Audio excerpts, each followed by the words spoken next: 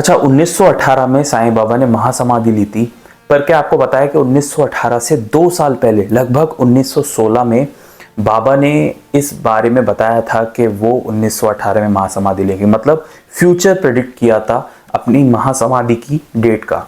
अब एग्जैक्टली क्या हुआ था, देखिए 2 घटनाएं हुई थी। पहली घटना दशहरे की है, विजयदशमी की है। जैसा कि हम सब जानते हैं 15 अक्टूबर 1918 को भी दशहरा था जब बाबा ने महासमाधि ली, और उससे 2 साल पहले 1916 में के आसपास भी दशहरे वाले दिन ही बाबा ने पहली घटना के थ्रू ये संदेश दिया कि वो अब महासमाधि लेंगे।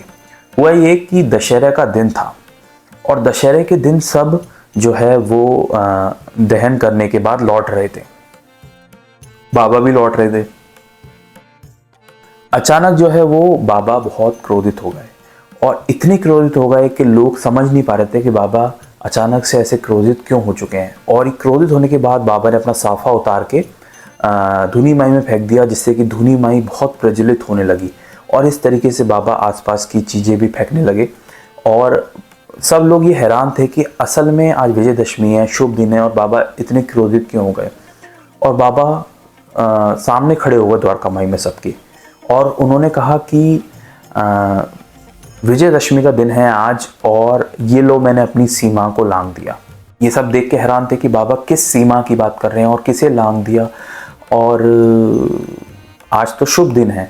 तो बाबा ने कहा कि इससे अच्छा दिन नहीं हो सकता अपनी सीमा को लांघने का, तो मैंने अपनी जो ये सीमा है इसको लांघ दिया। और इस तरीके से धुनी माई है वो भी बहुत तेज अग्नि जो है वो प्रज्वलित हो रही थी, और सब लोग हैरान थे। और बाबा को शांत कराने भागवत जी शिंदे बाबा के करीब गए कि देवा, आज तो विजयदशमी का दिन है, आप इतने क्रोधित क्यों हो रहे हैं। उस पर बाबा ने उनको भी पीछे कर दिया, और क्रोध शांत ही नहीं हो रहा था।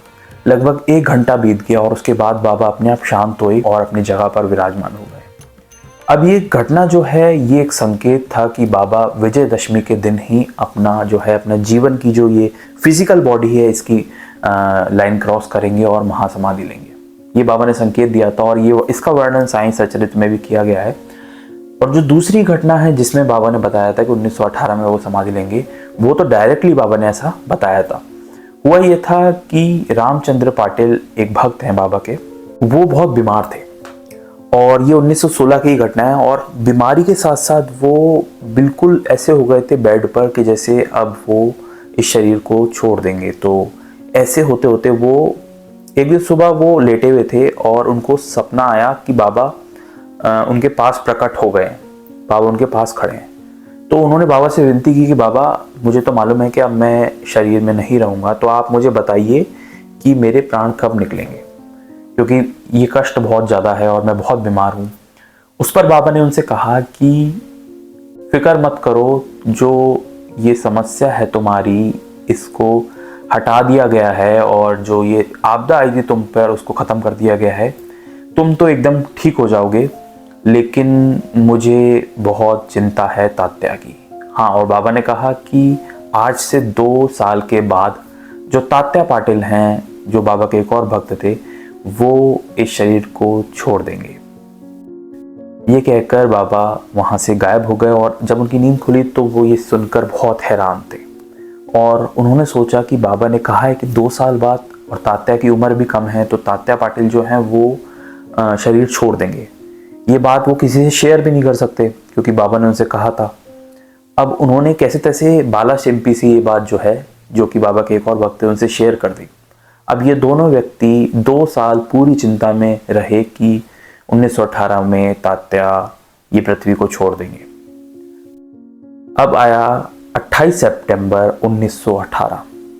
2 साल तक ये बात बाला शिंपी और रामचंद्र पाटिल ने किसी से शेयर नहीं की, और 2 साल के बाद जब 1918 में तात्या की तबीयत बिगड़ते देखी तो वो बहुत हैरान हो गए, क्योंकि उन्हें लगने लगा कि बाबा की जो भविष्यवाणी थी वो सच होने लग गई।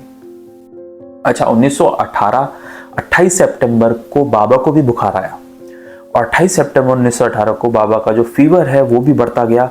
तो एक साइड तात्या पाटिल बहुत बीमार थे, दूसरी तरफ बाबा बहुत बीमार थे, और दोनों ने ही जो शैया है, बिस्तर की है, वो पकड़ लिए थे, और तात्या पाटिल भी हिल-डुल भी नहीं पाते थे, इतने ज़्यादा बीमार हो गए। क्योंकि बाला शिंपी और रामचंद्र पाटिल को मालूम था कि बाबा ने ऐसी भविष्यवाणी की है, वो किसी से शेयर भी नहीं कर पा रहे थे, पर वो मन में बहुत उदासी लेके बैठे थे। धीरे धीरे बाबा की तबीयत भी बहुत बिगड़ती गई और 15 अक्टूबर 1918 को, जिस दिन विजयदशमी थी, 2:30 बजे बाबा ने महासमाधि ले ली। और ये जो टाइम मेंशन होता है, ये GNRK ने पत्र लिखा था, वो उस पत्र के अकॉर्डिंग ये टाइम है। 1918 को 15 अक्टूबर को बाबा ने महासमाधि ले ली। और हैरान कर देने वाली बात यह है कि जो तात्या पाटिल बीमार थे वो ठीक हो गए। ये देखकर जो बाला शिंपी हैं और रामचंद्र पाटिल हैं वो दोनों बहुत हैरान थे, क्योंकि बाबा ने कहा था तात्या नहीं रहेंगे और असल में बाबा ने महासमाधि ले ली। ये बात जब उन्होंने सबको बताई तो सब इतने हैरान हुए, क्योंकि बाबा ने 2 साल पहले तात्या का नाम लेकर खुद की महासमाधि की डेट बता दी थी। और एक्चुअली में सबको ऐसा फील हुआ कि या तो बाबा ने तात्या की वजह से प्राण त्यागे, या फिर बाबा ने तात्या का नाम लेकर खुद की महासमाधि की डेट 2 साल पहले बता दी थी, जो कि लोग समझ नहीं पाए। ऑब्वियसली अगर बाबा डायरेक्टली बताते तो सब लोग बहुत परेशान हो जाते, और भगवान के लिए भी भक्त सब कुछ होता है, तो भक्तों के सामने वो महासमाधि लेना बाबा के लिए भी बहुत हो सकता है मुश्किल हो जाता है। इस वजह से बाबा ने इनडायरेक्टली अपनी महासमाधि का दिन बता दिया और सब लोग इस बात को देखकर हैरान हुए कि तात्या पाटिल ठीक हो गए और बाबा ने महासमाधि ले ली। उम्मीद है आपको साईं बाबा से जुड़ी हुई असली कहानियां सुनना पसंद होगा। रियल हिस्ट्री इस चैनल पर आप देख सकते हैं। मैं साईं बाबा से जुड़ी हुई असली कहानियां सुनता रहता हूँ, पढ़ता रहता हूँ और आपके लिए लाता रहता हूँ। मिलेंगे नेक्स्ट वीडियो में, तब तक के लिए ओम साईं राम।